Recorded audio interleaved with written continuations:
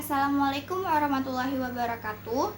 Saya Tengku Alia Lutfiah Handani akan memvideokan materi yang saya suka dari mata kuliah Manajemen Sumber Daya Manusia, yaitu bab manajemen kompensasi.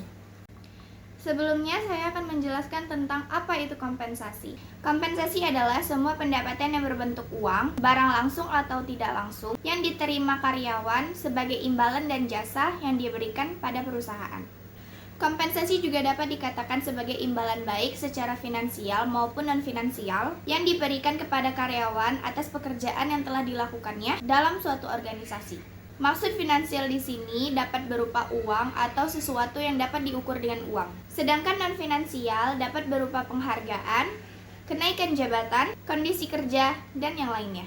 Yang pertama, kita masuk kepada gaji. Gaji adalah salah satu bentuk kompensasi atau imbalan atas jasa seorang karyawan, pegawai, atau pekerja di suatu organisasi.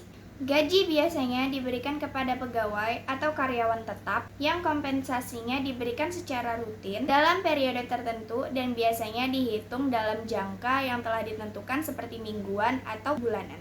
Yang kedua ada upah. Upah adalah imbalan yang diberikan kepada pekerja yang statusnya tidak tetap, yaitu mereka yang terhitung pekerja lepas yang bekerja berdasarkan hitungan jam, harian, dan mingguan, atau sesuai dengan kesepakatan tertentu. Banyak sekali orang beranggapan bahwa mereka telah menerima gaji, tapi bukan upah. Maka orang tersebut akan merasa lebih terhormat dan menunjukkan status yang lebih tinggi serta lebih dihargai. Hal ini dikarenakan status pekerjaan seperti pegawai atau karyawan sering dikotak-kotakan menjadi status sosial, masyarakat, dan menunjukkan gengsi manusia. Selanjutnya ada bonus. Bonus adalah kompensasi tambahan yang diberikan kepada karyawan atas pekerjaannya yang baik dan menguntungkan perusahaan.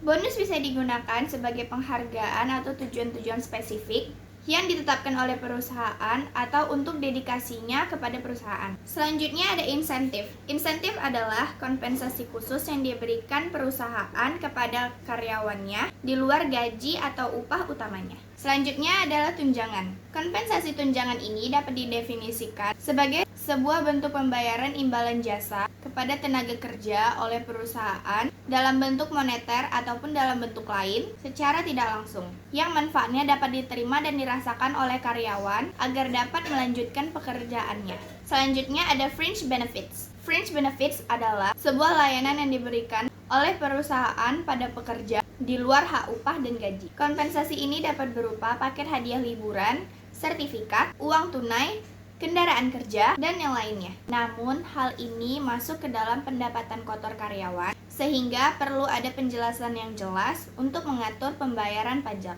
Selanjutnya, ada program keselamatan dan kesehatan kerja. Kompensasi yang satu ini berfungsi untuk menjaga agar karyawan dalam perusahaan tetap aman dan kondusif di lingkungan kerja. Apabila keselamatan dan kesehatan karyawan terjaga, perusahaan akan memiliki sumber daya manusia yang sehat, jarang absen, dan bekerja dengan lebih produktif. Dan yang terakhir ada tanggungan asuransi karyawan. Asuransi karyawan adalah produk asuransi yang ditujukan bagi karyawan yang mana biasanya difasilitasi oleh perusahaan. Jenis asuransi yang ditawarkan pun beragam, mulai dari asuransi kesehatan, asuransi jiwa, sampai dana pensiun.